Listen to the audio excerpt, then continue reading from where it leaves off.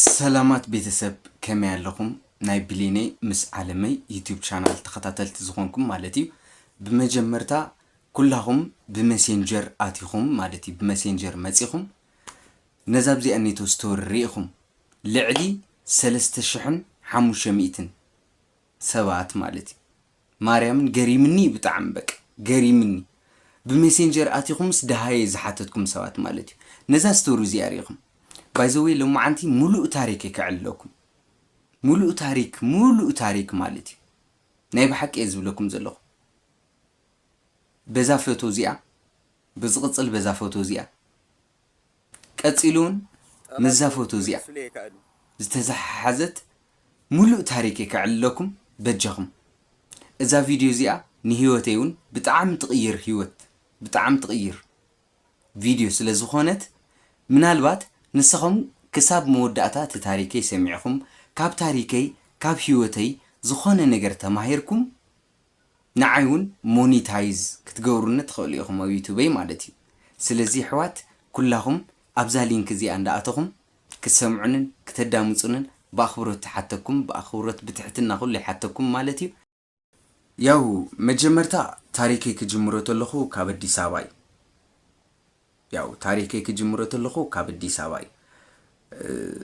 አዲስ አበባ እንዳለኹ ናይ ባርማን ዲጄ ናይት ክለብ ማለት እዩ አብ ዲጄ ገለ ይሰርሕ ነይረ አብቲ ዲጄ ገለ እንዳሰርሐ እንዳለኹ ብዙሕ አድናቆት ይረክብ ነይረ ማለት እዩ በጣም ኮንፊደንስ ነይርኒ ከም ድሌት እዛረብ ከም ድሌት ምስ ማንም ሰብ ኮሙኒኬት ይገብር ነይረ በዓል ሙሉ ኮንፊደንሱን ነይረ ክብለኩም ይደል ሽዑ ማለት እዩ እና አብቲ ሽዑ ጊዜ ሓደ መዓልቲ ግን ኣብ ዝኾነ ቦታ ኣምሴ ክሳብ ለይቲ ሰዓት 9 ኣምሴ ንገዛይ እንዳኸድኩ እንዳሃለኹ ከመጋጣሚ ዝኾነ ካብ ስዑድ ዓረብ ዝመፀ ጥሩዝ ይረክብ ማለት እዩ ማለት ተጠሪዞም ይመጹ ሞኒ ኣብ ላምበር ዝበሃል ሰፈር እዮም ተኣሹም ዝብሉ ማለት እዩ ኩሎም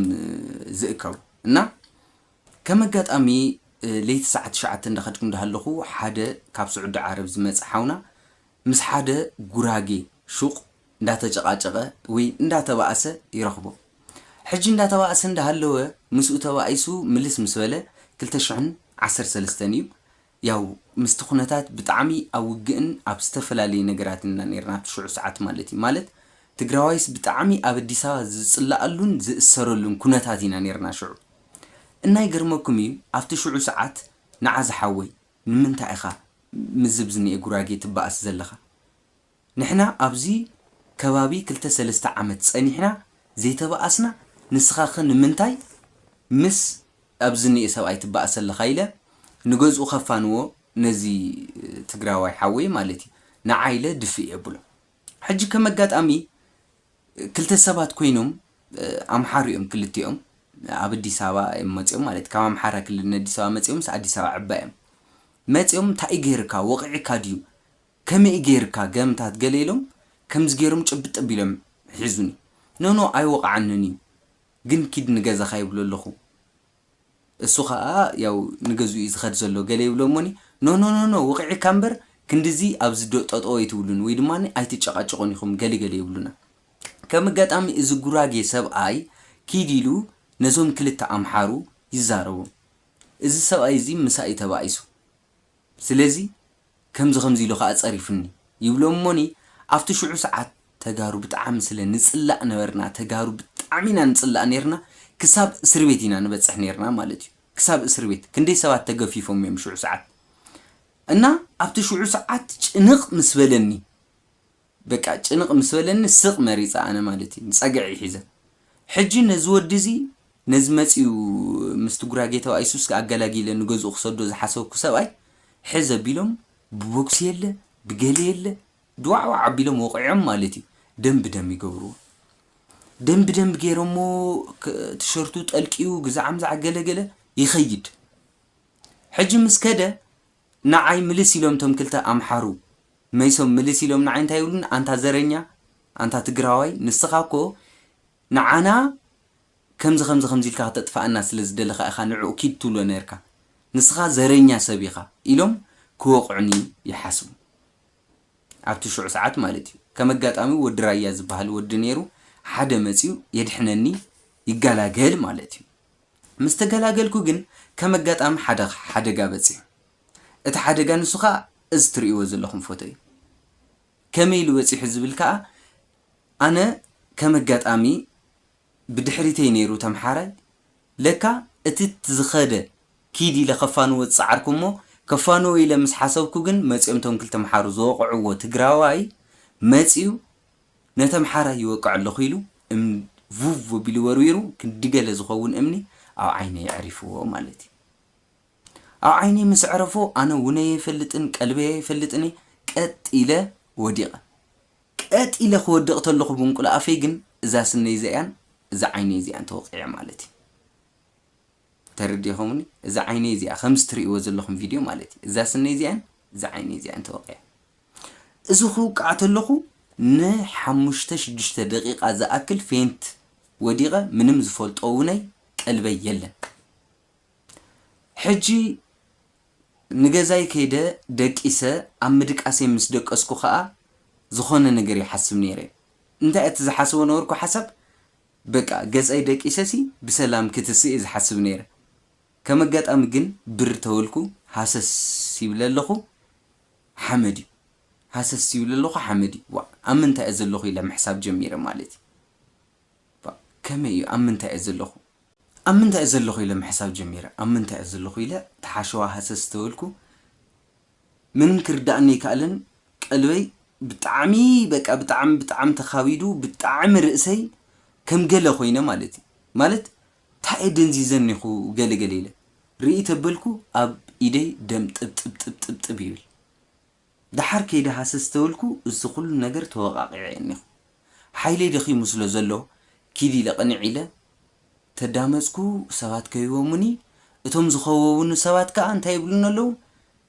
ار هوسبيتال وسدوت يمزلزلو اديس ابا يز كل ነገር ዝፍጠር ዘሎ ሆስፒታል وسدوت موداتو ጭንቅ مسلني بجاهم እባካችሁ ሆስፒታል وسدوኝ እባካችሁ ክሊኒክ وسدኝ ይለኝ حف بيلوم كلينيك حيزوم من خيدم افتح لي كلينيك تشقيطه عيني تشقيطه مالتي كشقطون تلو عيني اندا تشقطكو غله زخونه ነገር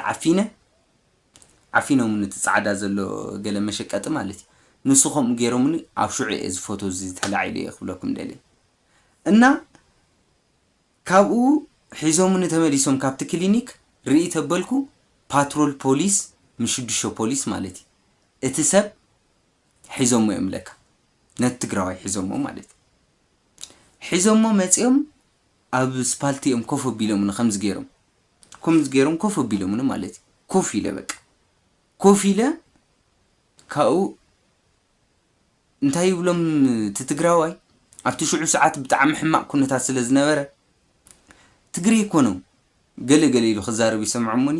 ግልጽ ኢለ ዓይነ ይርዮ من يزود كندز بسرو ጭካነ ወቅዕን እንዳሃለውስ መይሶ ከምዚ ሊዛረበለ ኢለ ብምሕሳብ ማለት ኮም ኢለ ይርኦሞኒ ርኢ የቢለዮ መልክዑ ከስታውሰይ ካልኩን ምክንያቱም በሓንተ ዓይነ ዝርኢት ሓንተ ዓይነ ተወቂዓ ዳርጋት ሓንተ ዓይነ ካ ድብዝዝቲያ ማለት ኣብቲ ሽዑ ሰዓት ጭንቕ ምስበለኒ ስኽ ይብልሞ ማይ ፀሚእኒ ይብሎ ማይ በቃ ፀሚእኒ ኣብቲ ሽዑ ሰዓት ኮም ኢለ ተወቂዐሲ ማይ ጥራሕ ሕጂ እንታይ ይብልዎም ቶም ፖላይስ ካ ማይ ከይትውዎ ምክንያቱም ማይ እንድሕር ሂብኩሞ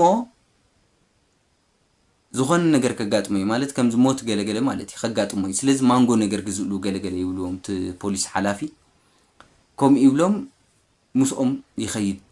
ተኣሲሩ ማለት ትግራዋይ ተታሒሱ ተኣሲሩ ኣነ ንሽዑ ምሸት ከይደ ኣልጋ ደቂሰ ምስ ደቀስኩ ዓይኒ ዓሚት ኣለኹ ኣብታ ኣነ ዓይኒ ዝዓመት ኩሉ ኣብታ ኣነ ዓይኒ ከምዝ ገይረ ዓምት ዘበል ኩሉ ኩነታት ማለት ማርያም ምን ይዝብለኩም after شعور تسمع نسمعت نورمال زلخو يمثل نير توقع خو يمثلن قال يمثلن بر تولكو تمسغني لختس تولكو سابز قال نجر تشكيتنلو قال نجر بقى حزنلو مالت تاي تفطيروني اله بقى كاو حاسس تولكو لك عيني توقع تامنو شعام عالت مالت يزبلكم زلخو بطعمي تدايله بقى اكاله غدول دي خوينني خو غيتاي معاري نمنتاي إذا نجارات زجاجي من نزله نمنتاي خمس خوينا زله بخمة تفتير ويله بتعم بك أيلي لا أماري رفيق إلى بخي جل دحريو ያው በቃ ዓይነይ ከም ተዋዓኸ ረጋጊፀ ፖላዊስ ይመፁ ቶም ፖላዊስ መፅኦም ከዓ ንዓ እንድሕር ትኸሶ ኮንካ ክሰሶ ከምዚ ጌርካ ናይ ሕክምና ማስረጃ ኣምፂ ይብሉኒ ኣብቲ ሽዑ ሰዓት ግን ነቲ ዓይነይ ምውቃዕ ገዲፈ ነቲ ካልእ ነገር ገዳዲፈ ፓስፖርት ይውድእ ነይረ 2013 ፓስፖርት ይውድእ ነይረ ናበይ ፓስፖርት ዝውድእ ነይረ ንዱባይ ምክንያቱም እቶም ቤተሰበይ ንዱባይ እዮም ዝውድኡ ለይ ነይሮም ሽዑ ዱባይ ከይደ በቲ ዘለኒ ሞያ ዓቕሚ ናይ ዲጄ ናይ ዝተፈላለ ስራሕቲ ማለት እዩ ብቑዕ ስራሕቲ ስለ ዘለኒ ብቑዕ በዓል ሞያውን ኢለ ስለ ዝሓስብ ነብሰይ ክሰርሕ ኢለ ይውድእ ነይረ ሕጂ ናብዚ ፓስፖርት ምስ ከድኩ ከዓ ኣብቲ ኢሚግሬሽን ከይደ በጀኹም ባተቐበሉ ንገለገለ ተውልኩም ሰርቲፊኬት ናይ ሻምናይ ክፍሊ ከየምፀኻ ይንቕበለካን ኢሎም ፓስፖርት ይኸልኡኒ ፓስፖርት ምስ ከልኡኒ ቶም ናይ ዱባይ ክንውድአልካ ኢና ዝበሉኒ ሰባት ብጣዕሚ ንዕኦም ተኣማሚነ ናበይ ተበጊሰ ንሊብያ ተበጊሰ ማለት እዩ ኣብ ወርሒ እየ ንሊብያ ተበጊሰ ዓይነይ ካብ ዝውቃዕሲ ኣብ ወርሒ ንሊብያ ተበጊሰ እና ኣብቲ ሽዑ ሰዓት ብጣዕሚ ዝገረመኒ ነገር ተዝህሉ ነቲ ዝወቕዓኒ ሰብ ማርያምን እየ ዝብለኩም ቅድስተ ድንግል ማርያም ኣደይ ከይከሰስኩ እየ ኸይደ በቃ ባዕሎም የውፅዎ ኢለ ማለት እዩ ምክንያቱም ይውፃእ ችግር የብሉን ክብል ኣይክእልን ወይ ከምዚ ክብል ኣይክእልን ኣብቲ ሽዑ ሰዓት ግደፍዎ ድሓን ምሒረዮ እየ ክብል ኣይክእልን ስኺለ ገዲፈዮ ኸይደ በቃ ገዲፈዮ ኸይደ በቃ ምንም ገብሮ ኣይክእልን ማለት እንታይ እሞ እዩ ኣነ ሽዑ ጽልዮ ነበርኩ ጸሎት እንታይ እዩ ጎይታይ ማዓሪ ዓይነይ ድሕነለይ ጥራሕ እምበር ችግር የብሉ ነዚ ሰብ እዚ ኣይከሶኒ ኢለ በቃ ኣይከሶኒ ዘይከሰሉ ምክንያት በቃ ኣነ ተገዳስነተይስ ኣብ ድሕንነተይ ዳ እምበር ነቲ ሰብ ከሰስክዎ ገለበልክዎ ካሕሳ ተቐበልኩ ካሕሳይ ተቐበልኩ ምንም ፋይዳ ከም ዘብሉ የተረዲእ ኣብቲ ሽዑ ሰዓት ድሓር በቃ ኣይከሶኒ ኢለ ብውሽጠይ ማለት እዩ ንሳቶም ቶም ፖላዊስ ብስሩ ይደልዩኒ ነይሮም እዮም ከምዚ ዓይነት ወረቐት እቱ ከምዚ ጌርካ ክሰሶ ከምዚ ተኸሲስካ ከምዚ ክትረክብ ኢኻ ገለገለ እንዳበሉ ብዙሓት የማኽሩኒ ነይሮም እዮም ኣብቲ ሽዑ ሰዓት ኣይከሰስክዎን ቀጢለ ሊብያ ኸይደ ማለት እዩ ኣብ ሊብያ እውን እቱ ምስ በልኩ ዘየለ ግፍዒ ልዕሊ 3 ግዜ ሼር ከምዚ ትርእይዎ ዘለኹም ርእይዎ መዚ ፎቶ እዚ ኣብዚ መቸም ብጣዕሚ ነብሰይ ወዲአ ሞይተ እየ ነይረ በቃ ኣብ ቅድመይ ሰባት እንዳሞቱ ሰባት እንዳተሳቐዩ እየ ዝርኢ ነይረ ማለት እዩ ብጣዕሚ ዝገርመኩም ኣብኡ ከምኡ እንዳረኣኹ እንኳን እግዚኣብሔር ይመስገን ብሰንኪ ጎይታይ መድሃኒ ዓለም ኣቦይ ብሰንኪ ከዓ ቅድስተ ድንግል ማርያም ኣደይ ማለት እዩ ብሰላም ወፄ እግዚኣብሔር ይመስገን 4 ክንደይ ተጸሪፈ ሽዑ ዝተጸረፍ ኩሉ ጸርፈ ክነግረኩም ለማኒ አንታ ግፍዐኛ አንታ ከምዚ ኢኻ ገለገለ ዝብል ማለት ብዙሕ ነገር ተዳሂለ ኣነ ሽዑ ዋላ ዝሓስብ ዘለኹ ዋላ ኣብ ሊብያ እንዳሃለኹን ህይወተይ ንምትራፍ ጥራሕ ህይወተይ ንምትራፍ ዝከኣለኒ ገይረ ናብዚኣ መፄ ብሓይሊ ፈጣሪ ነቲ ዝኩሉ ዝመፀ ሓይሊ ስዒረ ኣብዚ ደረጃ ዘለኹ ማለት ዋላ ኣብዚ መፄ እውን እግዚኣብሔር ይመስገን እየ ዝብልኩም እግዚኣብሔር ይመስገን ጽቡቕ ኣለኹ ግን ኣብ ዓደይ ተመሊሰ ብዙሕ ዓይነት ስራሕቲ ክሰርሕ ይኽእል እየ ብዙሕ ዓይነት ተግባራት ከተግብር ይኽእል ግን ዝኾኑ ጸገማት ኣለውኒ ምናልባት ያው ሚስጥር ዋላ ይኹን ሚስጥር የውፅእ ዘለኹ ግን ብዙሕ ዓይነት ጸገማት ኣለኒ ብዙሕ ዓይነት ጸገማት ማለት ሓደ ካብቲ ዘርእየኩም ካብቲ ዝኔ ዝረኣኹም ፎቶ ማለት እዩ ካብዚ ዝኔ ቀፂሉ ከዓ ካብኡ ንላዕሊ ብዙሕ ዓይነት ጸገማት ኣለኒ ማለት ኣብ ሊብያ ብዙሕ ተወቃዓ ኩሉ ብበትሪ ይኹን ብገለ ይኹን ተወቃዓ ኩሉ ብጥሜት ማለት እዩ ኣብ ክልተ መዓልቲ ሓንቲ ግዜ ዝበልዕ ነይረ እና ብጥሜት ዝመፀኒ ሕማም ነይሩ ንሱ ኩሉ ሸፊነ ደረተይ ነፊሐ ዝጓዓዝ ሰብኣይ በቃ ደረተይ ነፊሐ ይጓዓዝ ክበፅሑ እንዳወልኩ ማለት እዩ በስተመጨረሻ ግን ኣነ ዝብለኩም እዚ ኩሉ ታሪክ ዝምሰማዕኩም ማለት እዩ ነዛ ቪድዮ እዚኣ ክሳብ መወዳእታ ዝወዳእኹም ለይ ሰባት ክብረት ይሃብኩም እግዚአብሔር ይኽብርኩም ማለት እዩ ምክንያቱም እዚ ቪድዮ እዚ ደጋጊምኩም እንድሕሪኢኹም ለይ እዚ ቪድዮ እዚ ዋላ እንዳሓለፍኩም እንዲ መጀመርታ ጽቡቕ ሪኢኹም እንዳሓለፍኩም ዲ ደጋጊምኩም እንድሕሪኢኹም ለይ ሞኔታይዝ ክኸውን ተለኹ ብዩቲዩብ ሓሪፍ ስራሕ ከም ዝሰርሕ ይፈልጥ ምክንያቱም በቲ ካብ ዩቲዩብ ዝረኽቦ ብዙሕ ነገራት ወይ ድማ ብዙሕ ጥቕሚ ዓርሰ የስተኻኺለ ናብቲ ናይ ቀደም ስብእነት እየ ክምለስ ሕጂ ዘለኽዎ ስብእነት ብዙሕ ከምቲ ናይ ቀደም ክብሮም ኣይኮንኩን ክብሮም ካብ 2014 ክሳብ ሕጂ ዘለኽዎ ህይወት ካልእ ሰብ እየ ዘለኹ ካልእ ሰብ ማለት እዩ ምክንያቱም በቲ ዘጋጠመኒ ኩነታት ማለት እዩ በተዘጋጠመን ኩነታት ካልእ ሰብ ይዘለኹ ሶ ክብለኩም ዝደሊ ነዛ ቪድዮ እዚ አክሳብ መወዳእታ ዝረአኹም ለይ ሰባት እግዚአብሔር ይባርኩም ማለት ይና እዘብዝኒ ቪድዮ ከዓ ናይ ቅድም ሕጂ ከምዛ ሕጂ ሰዓት ናይ ጥምቀት ሰዓት ዘጋጠመትኒ ህይወት ያለው ማዓንት ፖሲቴ ያኽብለኩም ደሌው ስቶሪ ዘእትኸዋና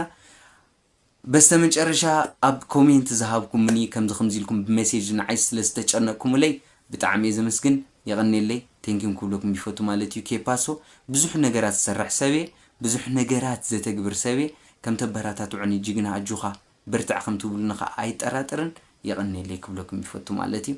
تنكم